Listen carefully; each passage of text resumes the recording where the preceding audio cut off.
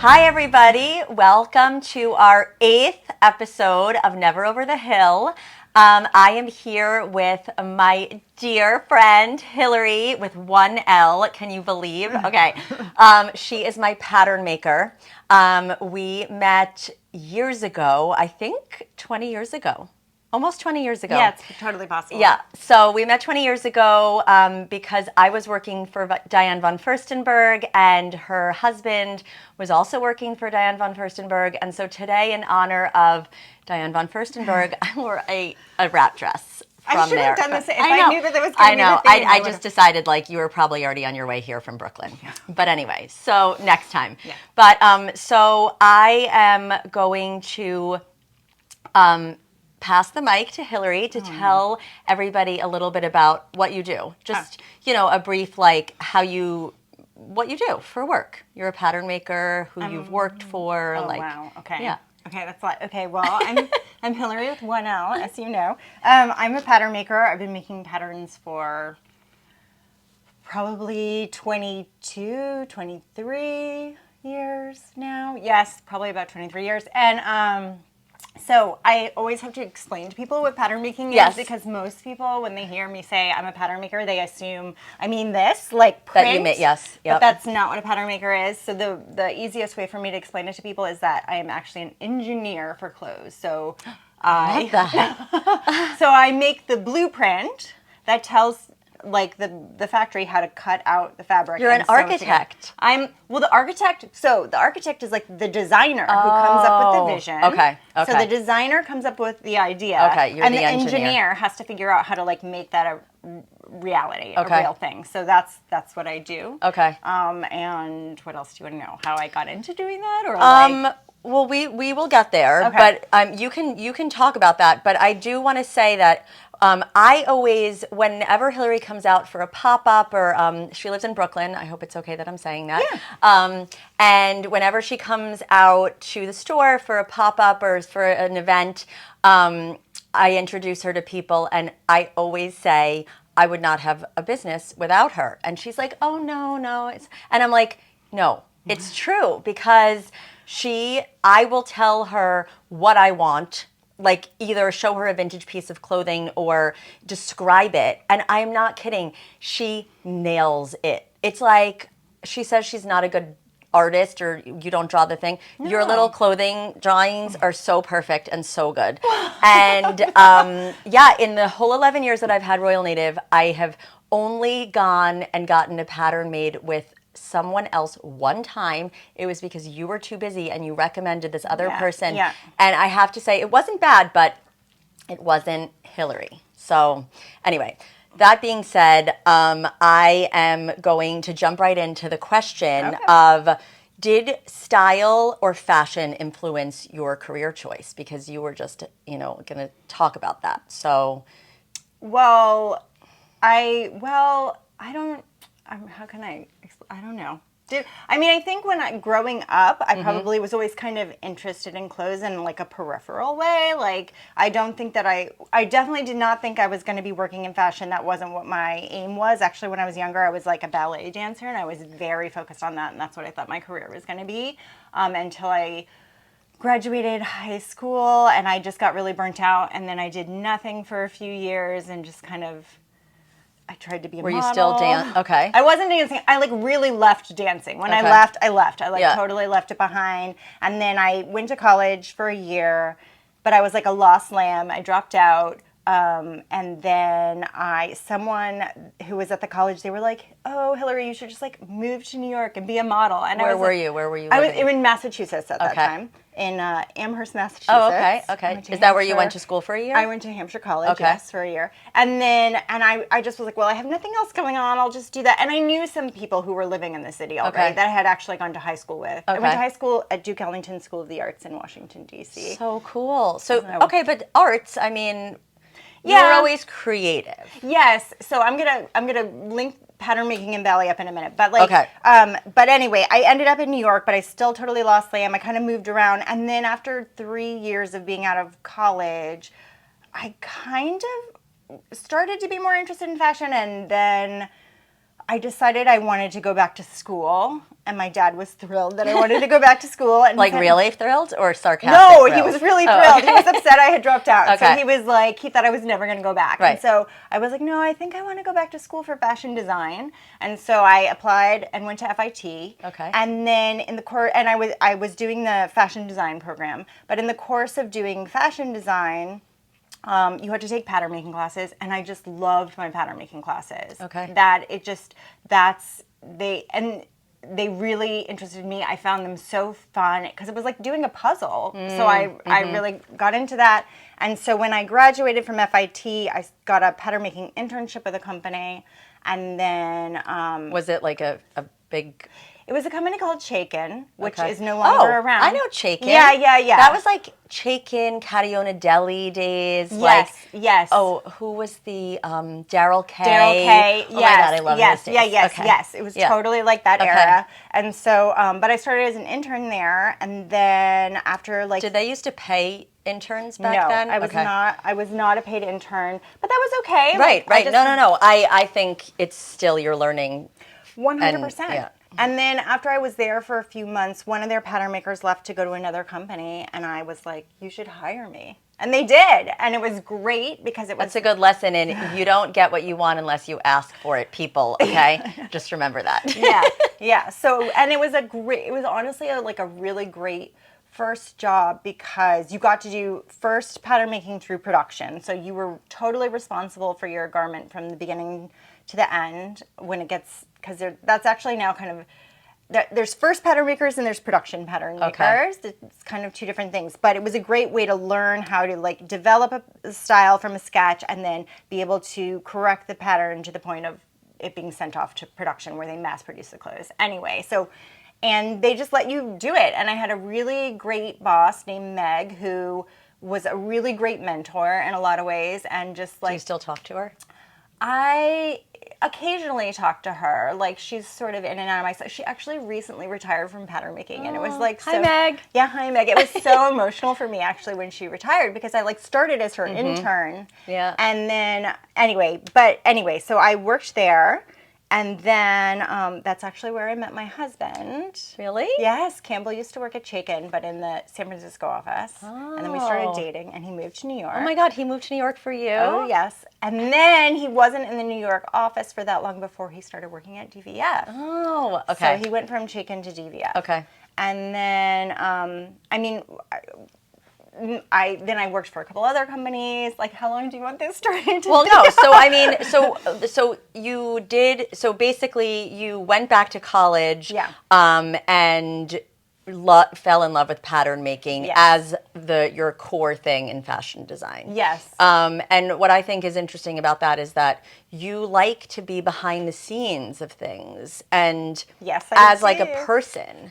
So that's an interesting thing for you because you like to be behind the scenes, I feel like, and pattern making is kind of like a behind the scenes thing that I feel like people don't even realize that is the most important part of a piece of clothing.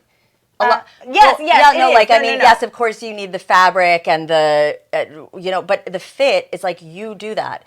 That's like really so important, and that's why I always say, I wouldn't have a clothing line because I might love a certain style and design it to a certain extent, but then I hand it over to you and you make it into a reality. Like you turn my vision into a real live thing. Yes. So it's just interesting. I feel like that's so you, like if you know yourself. And I always, because Hilary also sews, and last year we came up with this idea that we were going to have a really like more made to measure sort of little business called Hilary the brand, Hilary with one L, the brand, that we haven't really, we've only kind of just gotten the idea started. But anyway, I want to do that. No, I definitely do want to too. do it. I feel like actually this is the year for that. Yeah. I feel like I'm setting up my 2025 to like shift a little bit She's moving to Long Island and shit. Anyway, okay, so that was a great introduction. I'm sure that we'll talk more about the past and stuff. Did I say how we met? Did I so say? it was through TVF. So Yeah. that's where it was who is my now husband, but Yes. then boyfriend went to go work at TVF. And actually, I have the best story, which I've told you before. I'm going to tell you again. Okay. So you worked at TVF, and Yes. my husband was working at TVF, and I probably met you I think I met you once, like in the store or something. I was introduced to you as like Hilary. Well, we met at one of the parties. Right. Oh, that was the second part. time. Okay. So we met at the store, and I was introduced to you, and then it was like the after party for one of the rent shows, right? Mm-hmm. So we're there, and like it was dark. I probably just didn't recognize you as well, but like Campbell, I think, brought me back up to you, and I was like, "Oh, who are you?" And you were like, "I'm Hilary," and I was like, "Oh yeah." Oh my God. I don't remember that, but that is so me. Yeah. I'd be like, I'm sorry, you forgot? But also because twin names. I know. You were like, hello. I was like, sorry. Oh, and I always thought it was really cool because my husband's name is Peter, and Campbell's last name is Peters, and your name is Hilary, so we always had this thing where like, I don't even know. It was so stupid. But this is like the early 2000s. So totally early 2000s. Yes. And the rest is history. Because then when I started Royal Native, I actually really called upon a lot of my old DVF people to kind of help me find, and Campbell hooked me up with, I mean, you and I had known each other, but like that was when my friendship with you really began. And I was like, Campbell who? Just kidding. Love you, Campbell. Anyway. Yeah. But anyway, okay. So the first question that I normally ask everybody is, do you have a daily uniform? I would say I do. I'm pretty much wearing it right now. Yep. Jeans, shirt, sweater of some kind. In the winter time, obviously. I'm wearing my boots. I'll show everybody. Are those Fry, vintage Fry? They are not. They are, I got them from a thrift store in Albuquerque, New Mexico. I don't know who made them. Okay. They're just like some They're very old cool boots. Yeah. But I am definitely a big jeans and t-shirt kind of a person. It must be a Hilary thing. It's just, but also I think it's just practical. Like you have kids, I have kids. It's just like a practical, right? Yeah, but some people are not comfortable in jeans. I am the most comfortable in jeans. The most comfortable in jeans, And too. actually, it's very strange that I'm wearing a dress today because I'm not normally a dress girl. But, okay, so, and then well, in the summer, you wear dresses in the summer. I do. I like dresses. I like clothes. Yeah. Obviously, I work in this industry. So, no, I will wear a dress for sure. And I also think I have, like, it's really funny. My closet is a ton of, like, color and pattern. And I love color and pattern, but I don't think it's, so yeah, you can kind of see it, but I feel like I usually am toning it down a little bit when I'm dressing, but I always like to have a piece like that, right? Yeah. Like, that's definitely what my eye is drawn to. Right. So I feel like you're normally wearing like an earring, like a statement earring. Yeah, that's fair. And I do like the glasses. Yeah, these you are don't new. always wear the glasses. Well, this is a new addition to my life. Okay. I need them for seeing close up. It's, okay. Yeah. But no, I feel like I love how they look on you. So whether you need them or don't need them all the time, I do. I love like them too, actually, to be honest. I think, I don't know. They feel like they belong on my face. Yeah, they do. They look like they belong on your face. So do you, like, you have a daily uniform. I feel like that really is true for you. Yeah. Do you have a name for your style? So I have been thinking about this a lot because I knew this was a question since I've been listening to your podcast. And I feel like when I thought about it, just because thinking about my closet, I was thinking I'm like a little bit eclectic. Okay. But it is very subtle. Okay. And a little bit quirky. Again, very subtle. And also I feel like my look is kind of masculine. Okay. Yep. So I say if you don't have a name for your style, describe your style in 3 words. Yeah. So you just described your style in 3 words. I think that's fair. But you could also call it that. Eclectic, quirky, masculine. Yeah. Okay. Yeah. Yeah. But it's like subtle. I think it's not. I'm not. You're not like wearing like a suit with brogues or whatever. No. But there was one period in my life where I was wearing a lot of like denim and flannel shirts and like these like workman boots, and I always kind of had my hair pulled back, and that was like my lesbian lumberjack era. But you know what's so funny is that your look, even though it's masculine, it still looks feminine on you.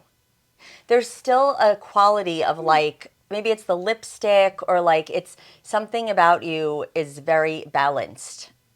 Okay, I'll take Like that. you don't look like you're trying to look masculine. It's just your frame, you're taller. Yeah. You have like a, I don't know. I always, whenever I see you at the factory, what do I always say to you?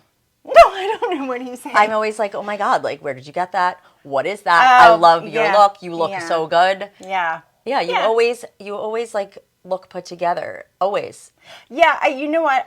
So I work freelance, right? And I work from home, and I've been working from home for 15 years, long before everybody else was doing it. Right. But for me personally, I learned very quickly, like, even though I'm at home all day, I still get dressed like this. I'd still be looking like this in my house by myself, working in my office, because it's like really goes to like how I feel. Like, so I am always kind of put together because it makes me feel like confident. Yeah. And like that I want to move through my day. Yes. Like I'm never I love that. I'm never wearing sweatpants unless I'm like sleeping. Like sweatpants and leggings for me don't come out of the house. Right. Leggings are only for doing exercise. Okay. I actually think that is like the old school way, and I actually love that, and I feel like there is a trend towards back in that direction. And I think it's really important because I always say, like, your mindset is, people sometimes will be like, oh, fashion is so, it doesn't mean anything. It does, though. It's like, it doesn't have to be high fashion, but the way that you dress and the way you put yourself together speaks volumes about a person, and also 100%. changes your mental state, your mindset. 100%. So I feel like it's really interesting that you work from home, but you're like, I'm not going to sit around wearing my stained coffee pajamas. And no, like you're oh, actually, that will lead me into my next question very well, which is when you have an event to go to or something where you have a meeting that's an important meeting, what is your look? What is your go-to look? Like, what are you reaching for that makes you feel like the best? So, you know what's really funny about that is actually it depends on who I am meeting with, because kind of going to what you were saying, like for me, your clothes are a communicator. Like I definitely think of them as like a method of like they're saying something without you speaking. So it depends on who I'm going to meet. Okay. But like if I'm going to go see a particular client, I will often pick an outfit that I feel sort of speaks to what that client's vocabulary is. Do you know what I'm saying? Like, so if I'm going into like a meeting with Veronica Beard, like I'm going to maybe wear a Veronica Beard piece or not, but something that would like slot into what their look is. Yes. And I kind of adjust my look slightly. That's a talent to do that. Yeah. I mean, I think I still look like myself. Right. But that's what I mean, is you're not like putting on a costume. No. But you subtly know. Yes. What is the right. Yeah. Right. Which is also why I picked this lipstick, because I knew I would be sitting on this couch. I love it. Right? Like I don't know. For me, it's like, I think it's something that brings you together with a person, sort of like in a faster way, right? Like you can pick your people by like seeing what they're wearing on the street, right? Like kind of, it's like a way in. Nonverbal cue on like, yes, totally. And actually, it's so funny because this couch, so people in my life, I just feel like there are all these threads of connection. And I got this couch and Hilary saw it and she loved it. And then I introduced you to Laura, and who does the high-low vintage. And now you have two pieces by her. Yes. And I'd love to have Laura on the show too. You should definitely. Yeah, that's a plan. But anyway, I love that you matched your lipstick to the couch. And honestly, it's kind of like the perfect match. I was thinking, should I wear red today? Because I wasn't sure if it was going to clash with the couch.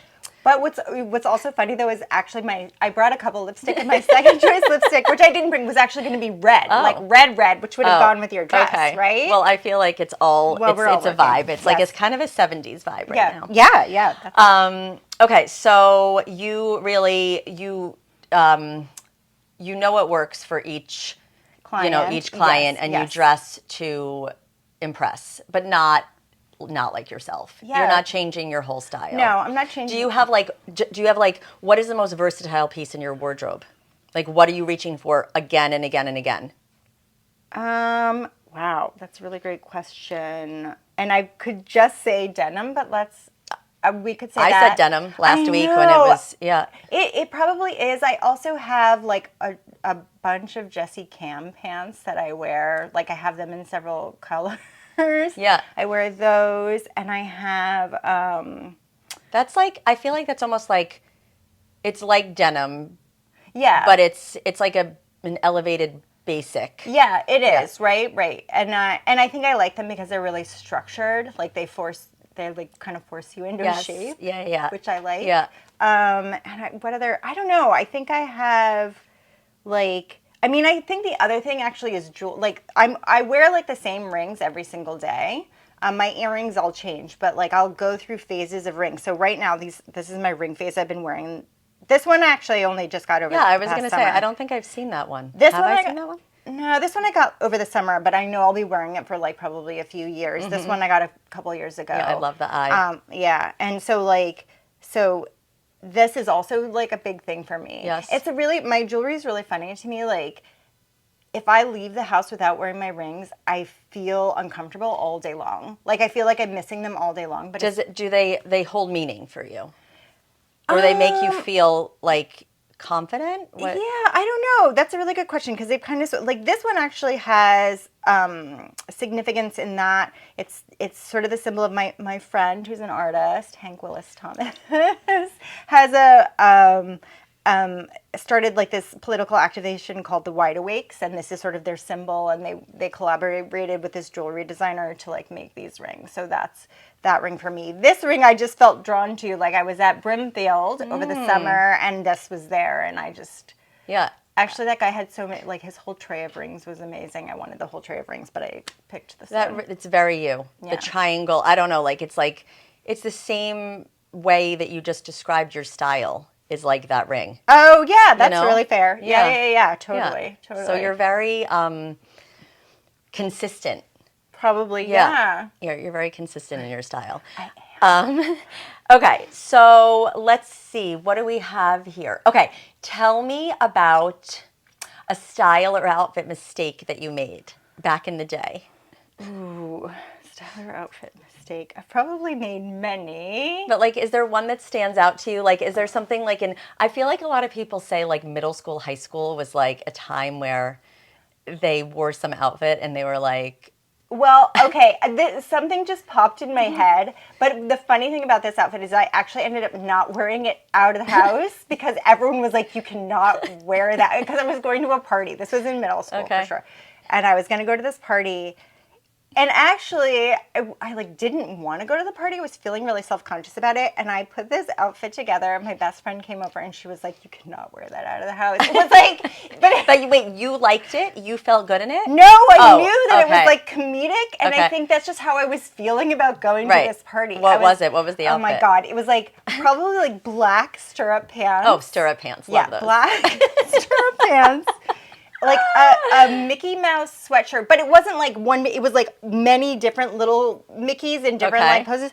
Sweatshirts, blue feather earrings. I'm sorry, but I'm loving this outfit. And like this yellow hat. It was really... Okay, the hat maybe not. Yeah, it was like they were like, you cannot wear that. So I did change, but I don't even remember what You don't know? Okay. No, I can't remember I feel like I would wear that outfit now. Mickey Mouse sweatshirt. Maybe not if you saw the feather earrings, maybe no. All right. They were really bad. I don't know what else have I made like so we also are similar in age, so I feel like your fashion references for middle school are the same as mine. Probably. So I like have a clear vision of this outfit. Except the hat style, I'm not sure like what it was. Was it like a blossom hat? Probably something like that. Like one of those soft like it was like a felt. It was like a yellow felt. Yeah, hat, okay, for sure. no, that's bad. It was really bad. I'm trying to think if there's anything else that I've worn that I was just like, this is a mistake. Was there anything like that you wore more recently that you were like, I'll never wear that again? Oh my God. No, so this goes to, like, I don't know. Like, I won't leave the house unless I feel comfortable in what I'm wearing. Right. And there's been times, I think, that I've, like, tried to push the envelope a little bit. But I literally, as soon as I step out my front door in the sunlight, I'm like, no, I cannot wear this. Okay. I can't commit to this for the day, and I'll go back in and Right. I'll change. Okay. So, God. So you do not make fashion mistakes. Hilary does not make fashion mistakes.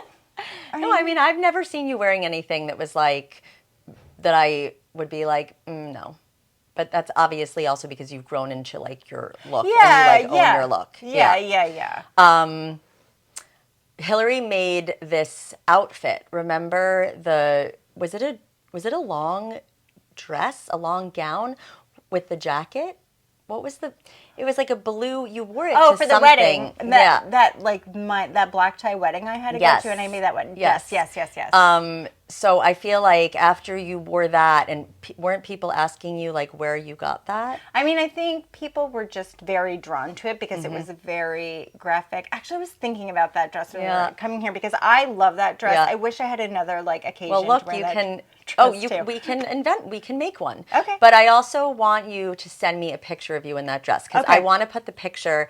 The whole point of me saying this is because the next question is, what look will you never be over? And that was a look that when Hilary showed me this, I was just super impressed because not only did you pick the fabric and design the pattern and sew it yourself. No, I had the factory sew it. Oh, okay, all right. But Hilary's also made things that I you need to make this and sell it. I even said you can have a little capsule collection at my store. I know. And she made me a bathing suit once, just like on a whim. It was so cute. I still have it. I love it. Okay, good. Okay, so what look, wait, let me see. Did I do, versatile piece when you need to feel your best. Okay, so the last question is, there are two. Tell me about your most memorable style outfit and what look will you never be over. So those might be the same thing for you, but something that like you will never forget wearing or a look that you love that was like from a designer that you just like keep in your mind when you know. Okay. Well, it's really funny. So there's a couple that my most memorable outfit, and there's a couple of them, and the reason that they're the most memorable to me it's because of what people said to me when I was wearing them, and like it's not even that they were like particularly like amazing, whatever. But one that really sticks out in my mind because it was the best compliment anyone has ever given me. I can't wait to hear. Yeah. So, but I'll just tell you what the outfit was. It was like I was wearing knee-high oxblood, like 4-inch heel, like boots. Oh my God, you must have been 6 foot tall. Maybe, yeah. Okay, yeah. Black stockings, some white DVF like trouser like kind of cut shorts that were cuffed, and this like a black oversized like turtleneck sweater, and I had like this scarf that I actually got in Moscow when I was living there. You lived in Moscow? For 2 months. When I was dancing, I studied dance there for a couple months. That is so cool. Yeah, when I was in high school. Okay, we need episode 2 with Hilary because there's a lot that we have not talked about. Okay. Yeah, so anyway, but I had that scarf and like there was like red roses on it that kind of like picked up the color of the boots. Wow. And who made the boots? Do you remember? J. Crew. They were J. Crew boots. And I remember I went to a sample sale to like shop the sample sale, and it was actually a Chaikin sample sale. This was many years ago. And then one of the guys who was interning at Chaikin at the time, who is now an amazing stylist, by the way, but at the time he was the intern. Okay. And I was like just walking around, and he was like following me with his eyes the whole time I was there. And I went up and he was like, he kept like then he was like looking away from me, and then he was like, Hilary, he's like, you look so good right now. I'm having a difficult time breathing. Loved that. It was like... Is he straight? No. Okay. No. Okay. No, but I actually think it could go either way. Sure. You know? Well, I don't know. He was either reacting to like you in a like a more no. or the outfit and the whole look. Okay, yes, so I think it was the look. reaction. It was like the reaction of the look was that it was just like it was taking his breath away. Yes, he was like I am having a hard time. Okay. Like even breathing. I love or that. looking at you. That is the best compliment. It was the best Okay. compliment. Yeah. The best compliment. Okay. And I think I also got another compliment like that, also from a gay man. They give the best compliments. Yeah, they do. Mm-hmm. Right. They get it. Also, I have to say, in terms of like, because if a straight man's giving you a compliment, it's probably more about like your sexual, your physical self. right. But the gay man is complimenting your outfit, and your style, and your style, yeah, and that is the ultimate compliment. So anyway, it was a wedding of a friend many years ago, and I was wearing a gold sort of. It was like kind of crocheted DVF dress. It was gold. I remember this. Yeah. I think I remember this dress. Yes, it was like a tank dress, sort of A-line to the knee, crocheted with like a gold slip underneath. Yeah, it was like charmeuse lining. Yeah. That, and I had my hair pulled up in a really high bun with a little gold headband. Like Cleopatra style? No, like flapper style? No. Okay. All right. Sorry. Up in a bun. Okay. Gold, some gold jewelry, but then my shoe I was wearing was like this black shoe with white embroidery on it and a wood block heel. It was like the shoe was just completely like a non sequitur to everything else I was wearing. Right? But like, so that, and I also like, that another gay man was just like, he was like, you look like $1 million. He's like, I love that you're just wearing some shoe with the rest of it. And that was it. And that was like that thing. Yeah. So anyway, You look like $1 million. And I look like $1 million. I love it. You're taking the breath away and you look like $1 million. Yeah. Those are some good compliments. Yeah. I actually talked about this last week when I did my solo episode. I said, it's not necessarily about the actual piece of clothing that you're wearing. It's about the way it makes you feel. And it's about how your energy when you're wearing it, how other people perceive you. Because if you're wearing like the most amazing dress, but you're like adjusting it and you're uncomfortable and you're like, you're not going to give off that same energy. And it's going to be a different look altogether if you're uncomfortable in it, if you don't feel good in it. Yeah. So I feel like that is just as important as what you're wearing. And that like kind of goes back to what we were saying before. It's like, I don't have, like, that sounds horrible and like that I don't have a style that was a mistake, but it's like, because I feel uncomfortable, I won't leave the house. I feel totally.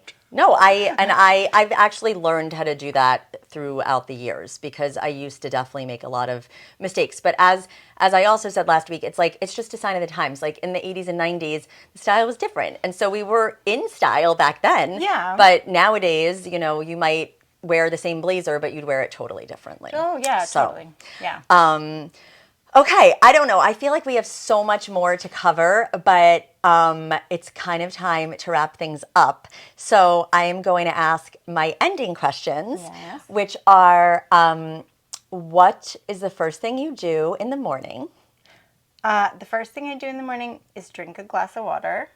And then I drink a cup of coffee. That's same with me. Do you put lemon? Is there lemon in the No, water? because it's like I bring it up to my room. Like I fill a glass of water, I bring it up to my bedroom, and I set it next to my table. So like it's room temperature water by the time that I'm drinking it. But it's like I literally like wake up, sit up, and like drink the glass of water.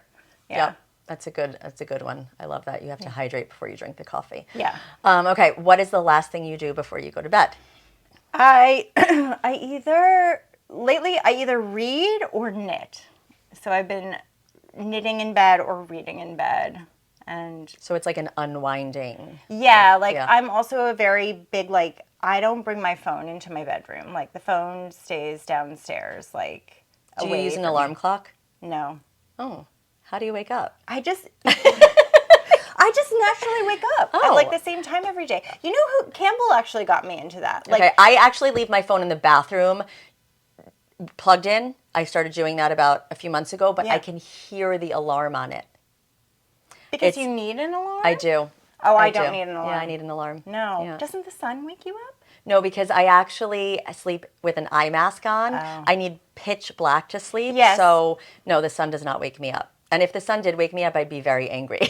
Oh, I mean, I hear you. It's better to wake up with the sun, but I don't. I'm not a morning person. I wish I was, but I'm not. So what do you sleep in? Rags. I think that's so funny. Literally, that's how I describe my pajamas.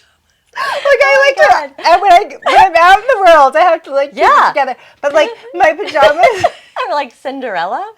Totally. totally. It's like a T-shirt that's been downgraded, Right, okay. until I'm wearing it. I wear it till it's like smelly and falling apart. Okay. And then like wear it probably a little bit longer than that. Okay. And then I'll like put it out. But it's Right. like, I wish I was like the cute pajama set girl. Honestly, that I don't think anybody on this podcast has said that they wear actual pajamas. So I think it's actually more rare to wear actual pajamas than to wear old T-shirts, your husband's boxers, whatever. Like nobody that I know wears pajamas that I can think of. But yeah, I wish I was like a cute little pajama set person too. So sometimes I will. If I go on vacation, sometimes I'll bring like, no, that's a lie. I it's don't. like aspirational. Like you bring it with you, like you're gonna wear it, but you're not gonna wear it. Right, exactly. But also it's so funny because like when I'm out in the day, like I like denim. I like my clothes to be so constricting. When I am sleeping, it is like I'm wearing that because it's like loose. Yes. Barely touching me. Yeah. Like, do you sleep with socks on? I do, but they have to be loose. Okay. Around the ankle. Okay. Socks. Yeah, I agree with that. I agree with that. Like okay. I don't whatever, maybe too much information. Like my mom always used to sleep with her bra on. I cannot wear a bra to sleep. Well, that's also not good for you. It's because you need to let everything, whatever. I need to do, because also, well, I don't need to also put her business in the street, Yeah. but my daughter wears her bra to bed. Oh, no, a bra is coming off. Well, Charlotte, my daughter will wear a bra until she goes to bed. And I'm like, no, the bra is coming off the second that not the second I get in the house, but I like to. No, for bed, totally. never. I would never. No, No. not for bed. Okay, so anyway, Hilary, I forced her to go on Instagram. Okay, I forced her to make an Instagram account, and it is Hilary. No. Nobody can find me. So we are. Nobody can find her. She is a what is it called when you're like? She's like a mystery, but that's not the word that I was looking for. Okay, an enigma. An enigma. And so she only works for me. Just kidding. No, No, but it's actually cool because she's the opposite of me. We are Hillarys that are super opposite. Yeah. I'm so out there and you are so not. I don't want to be found. Don't find me. Okay, don't find her. You can only find her right here on this podcast. So if you need to tell her something, you have to DM me. This is your once in a lifetime opportunity. Find me. But seriously, she is the best. Thank you so much for coming on. It was a fun conversation. I feel like you and I could talk for hours and hours. And we do. Yeah. We do whenever we can. Yeah. So, okay, you cannot find Hilary anywhere, but you can find me on Never Over the Hil and with 1L and The Royal Native. So that's a wrap. See you soon. Bye. Bye.